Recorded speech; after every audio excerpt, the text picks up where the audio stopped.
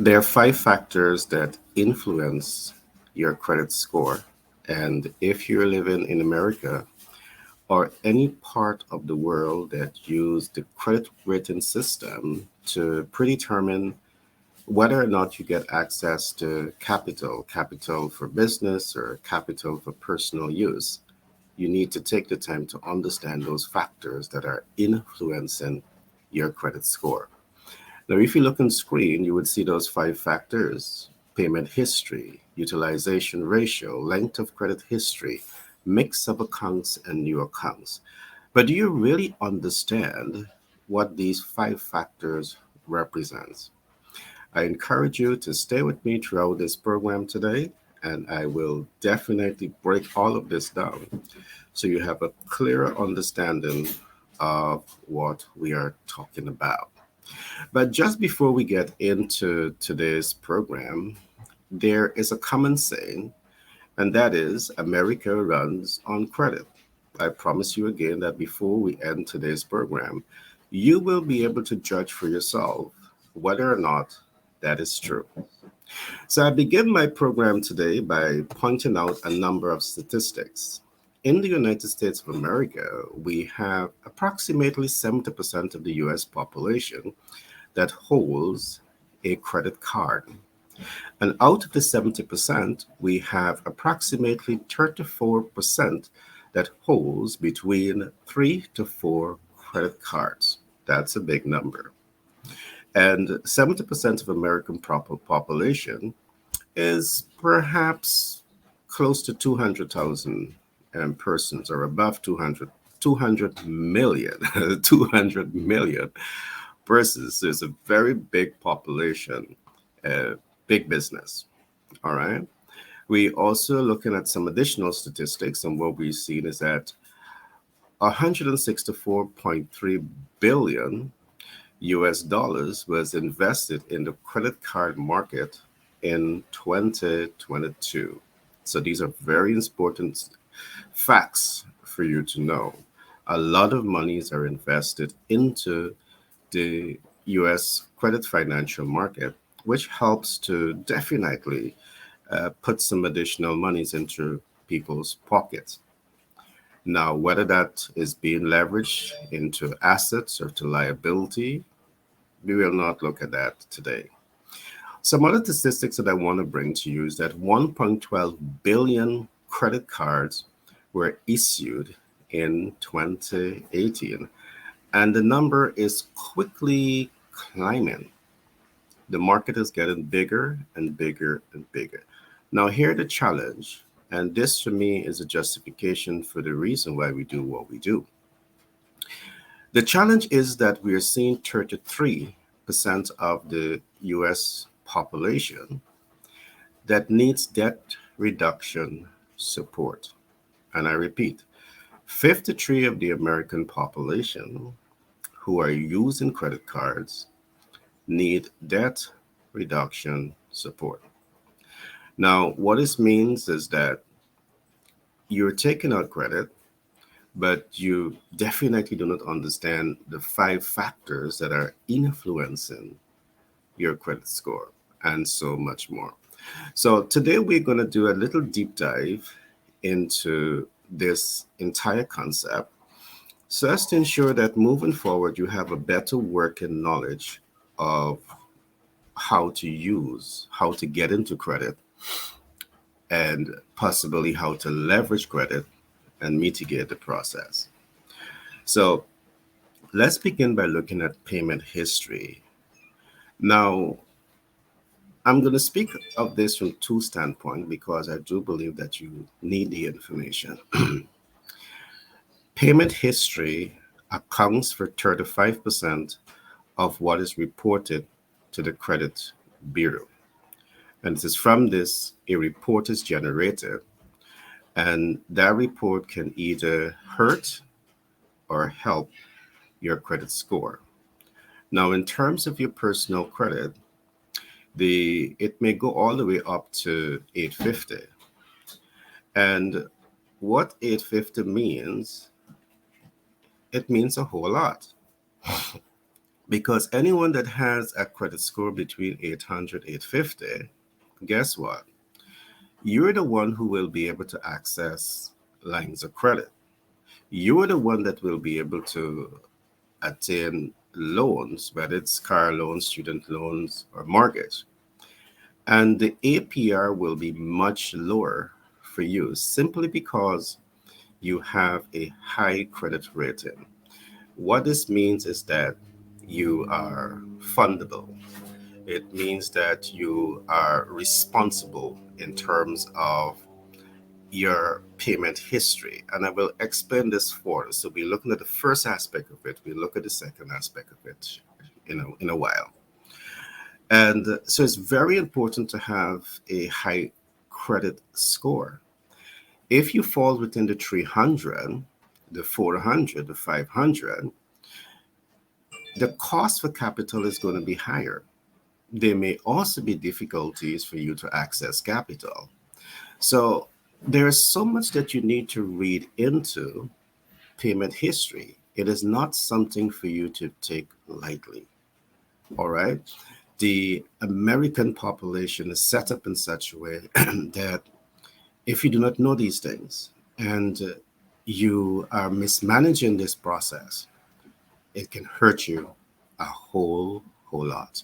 And that's the last thing that you want. So let's talk about utilization. What exactly the utilization ratio means to you? Now, the utilization ratio accounts for 30% of what is reported on your credit score. So again, the credit reporting agency, whether that be Equifax, Experience, TransUnion, they will take a sneak peek into your credit utilization. And when they take that sneak peek, they will create a report, and that report will be generated, giving you a credit utilization rating. This, too, again, is something that you need to watch because your utilization ratio should not go above 30% if you do not know what you're doing. And I emphasize here, if you do not know what you're doing. Now, it is commonly said that if when you have that credit card, that piece of plastic in your hand, it might say that you have $100,000. That is your available balance. And what 30% utilization means is that you should not spend above $30,000. If you go above $30,000 and the credit reporting agency take that sneak peek and you're above, it will reflect on your credit report as a little above average or extremely above average in your utilization. And bam, it can affect your credit score by 30%. I remember I said early on, the higher credit rating that you have, the higher credit score that you have is better for you. You're able to negotiate for better loans, you're able to negotiate for better interest rates, and you have the power of negotiation on your side because you are a responsible individual when it comes to managing your money. And they know all of this by looking at your performance in all of these five critical areas that I'm talking about today. Now, along this more, but I will move on. There's also what we call the length of credit history. Now, what exactly does the length of credit history means, and what should you deduct from this? Now, the length of credit history accounts for 15% of what is reported on your credit score. Now, the length of credit history is simple. It should be self-explanatory. It is simply seeking to identify how long you have established credit. And one of the things that I would normally say is that when you have no credit report that is generated for you, it is perhaps is just as bad as having a bad credit score because there's no data, there's no record. And in cases like that, a low credit rating will be generated. And in your attempt to access capital, that can hurt you. And I'm saying this against the backdrop that we're helping both citizens of the United States of America and foreign nationals to navigate this. And there are hacks. There are some ways in which you could fix all of this. And perhaps I'll give you a little bit about the hacks when I come to discussing the second aspect of the 5 factors that influence your credit score. So these are very, very important concepts for you to recognize. All right. The length of your credit history, if it is not properly developed, you're going to get a low score here. And a low score, it simply means it is saying to the multiple of financial institutions that they have is that you have no history. And because you have no history, they should not invest in you. There's nothing for them to base an investment decision on when they pull your credit report. So largely because they're unable to pull that report and see length of credit history, they're going to say, they're going to come up with the negatives. Perhaps they may be right, perhaps they may be wrong. At least one thing for sure is that if you don't have that credit history, it might be saying to them that this individual don't have any experience in taking debt and managing debt. And because they don't have that experience, that is enough justification for them to deny your applications when you're going for funding, perhaps for a bank loan, a student loan, a car loan, some smart investment portfolio that you finally decide to get into because you don't have the history, the length of history, they deny you. So these things are very, very profound for you to understand. Now, the fourth concept that I am going to come to is what we call the mixed of account. Now, this is so important because I'm talking to persons who have excellent credit history, excellent utilization ratio, and length of credit history, but they're fighting to get to the 800 and 850, but they're not getting there. They're not getting there. And when you analyze the portfolio, you recognize that they do not have a credit mix. They do not have a financial mix. And I will explain all of this in the next half of the program. So when you have this financial mix of accounts, it is telling the financial institution that you know yourself, you can handle yourself. And we have this body of knowledge from several different standpoints because we're interfacing with persons who are on both sides of the fence.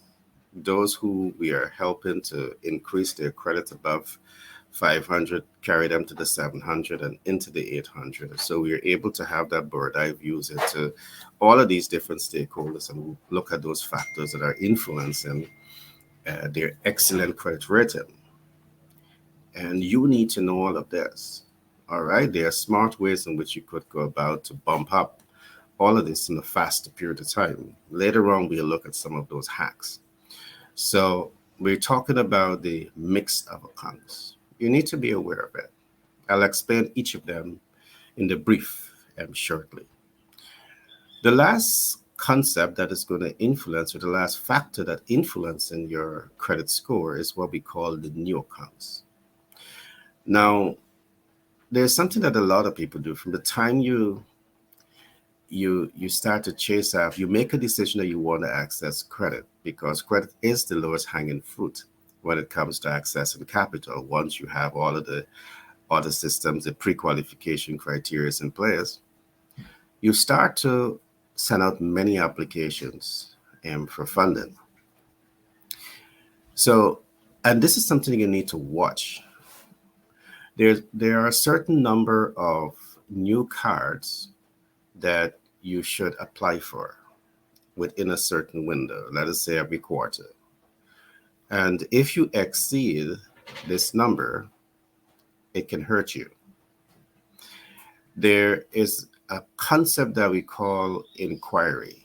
And when the number of inquiries are too high, it affects investors doing business with you. So the 5 factors that are influencing your credit score, which we have just looked at, are so important. These are not issues that you should take lightly, not by any means possible. You need to take the time to really understand the facts that are being discussed. These facts can tremendously uh, influence your life, influence a whole lot about what you do. So taking the time to understand it is vital.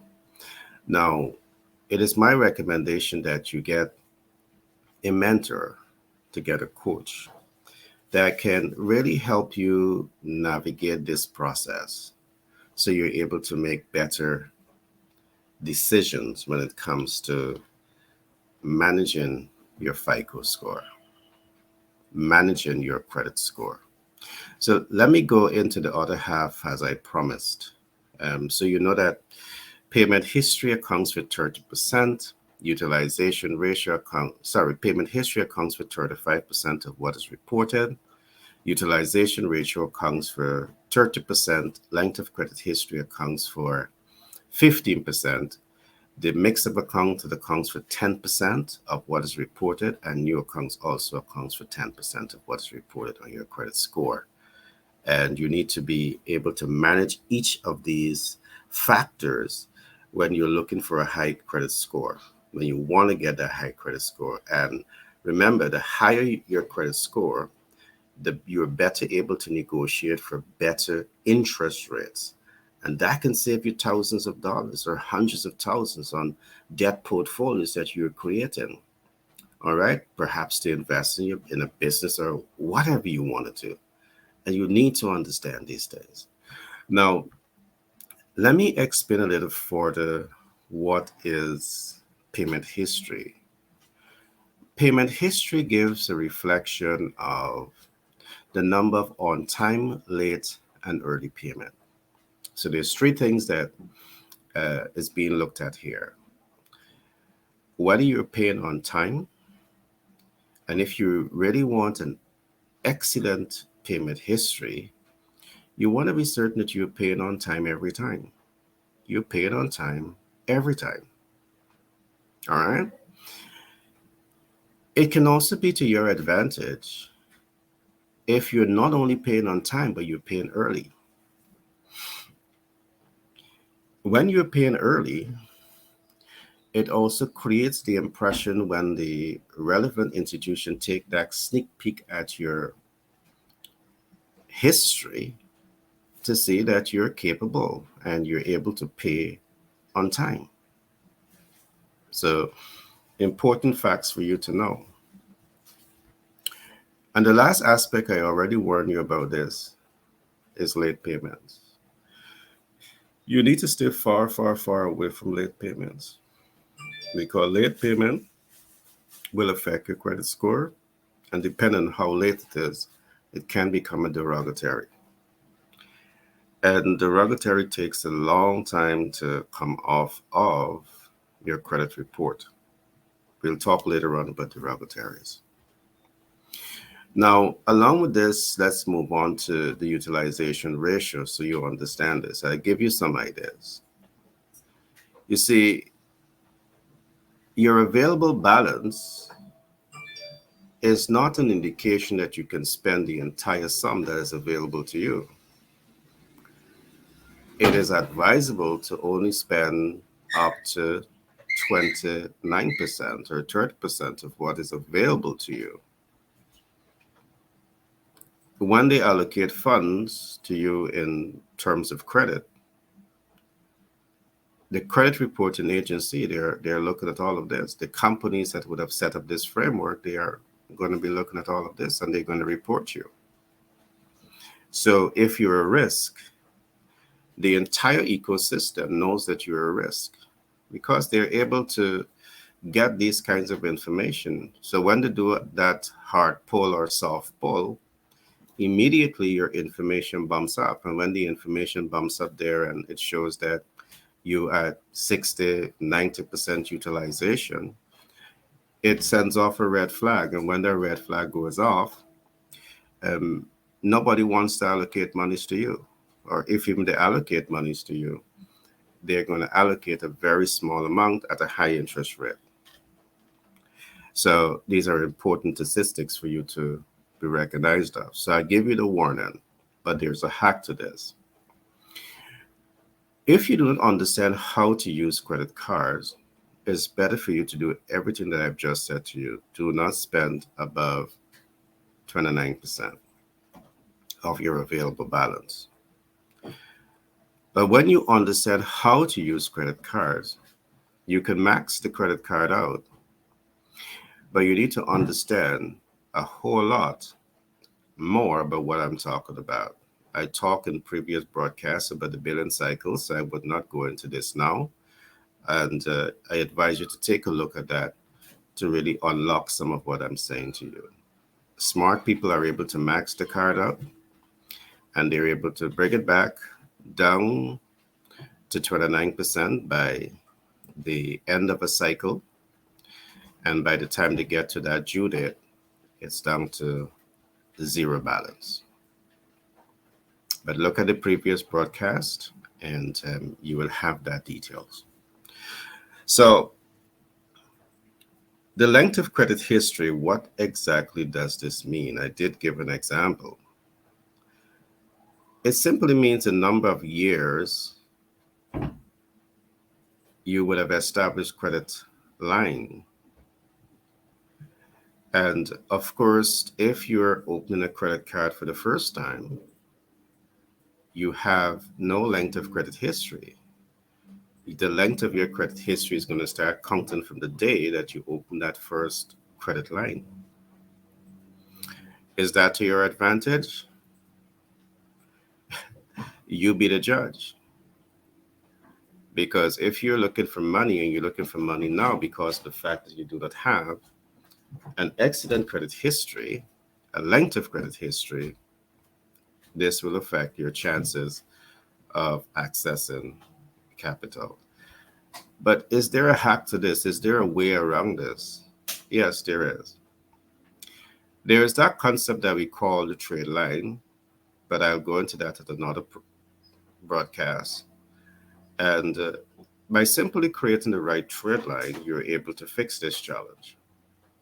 And you're able to show credit history, perhaps for the last year, 2 year, 5 years, 10, 15, 20 years. So there are options that are available to you, but it's necessary that you know the facts. But I'll go into all of that in another broadcast. So credit mix. What exactly is credit mix saying? It means that you need to have a mix of accounts. If you only have, let us suppose, a credit card with a balance or a credit line of $50,000 and you're taking monies, you're paying back on time, your utilization is below, the 30%, and that might be good. But if you're looking to increase your credit score by simply having a few credit cards, it's not going to happen. So it's important for you to also understand what are those factors that are influencing your credit mix and how those factors will also influence your credit score. So there are a number of mix to look at. You can add to this mix things like student loans, car loans, mortgage. You can add things like trade lines and credit union. So there's a lot of information I'm giving you here. There's a lot to unpack. And I'm not telling you to go do all of these things if you don't know exactly what you're doing. Get a mentor, get a coach, get the right support on your side so you're able to make smart decisions. Because you can do all of this and do it in all the wrong way. And that's the last thing that you want to do. Now, there's two more concepts that I want to point out here. As you set yourself up to create debt, there's important for you to understand what is installment loan and what is revolving loan. What is installment debt and what is revolving debt? It's important for you to understand all of this. And this all represent the mix of accounts that we are talking about. So the more you understand this, is the better for you because you can now knowingly take the action, which we call informed action, to put yourself in a position of strength to be more successful when it comes to accessing financial support. The last concept that we're going to be looking at here today is what we call new accounts. And what happens very often is that you open too many accounts in a short period of time. And when this happens, when the financial institution is doing a hard pull, it immediately affects your credit score. Now, the hack to this is that if you're doing or putting out application, you need to be certain that you're applying with agencies that are doing soft pull because soft pull does not affect the credit score. But if they're doing hard pull, and in most cases, they will ask you for a hard pull, you have a choice to say no because you need to give permission. But if you're doing this online, there lies a challenge. But the challenge can be fixed because you have a choice. Once you see that it's going to be doing a hard pull, you have a choice to go ahead or not to go ahead. But this information is vital for you to have. It's very, very vital and important for you to have. Now, in a window of about 3 months, perhaps you should just apply for one card. Again, unless you know what you're doing. Because too much of application being sent out will result in inquiries, and inquiries do affect your score. I've seen persons, let's take for example, I've seen persons going to purchase a car, and the car company would have sent out applications for funding from multiple institutions because the way financing and business is done in the world, credit can be easily transferred or debt can be easily transferred to financial institutions. So when you think that you're taking the debt from the car company immediately identify multiple banks that is going to be willing to take on that debt. So they transfer that debt to the banks and credit unions and different financial institutions. They sell their debt. So they may do a big pull. They may send out multiple applications to multiple institutions for you. They're trying to help you, but in the process, they're hurting you. But because they're sending your application to 10 different companies for approval for funding for you to get that car that you want, guess what? You have 10 companies doing hard pull on you at the same time. My God. My. That's 10 by 10. Immediately, you're losing 100 points here.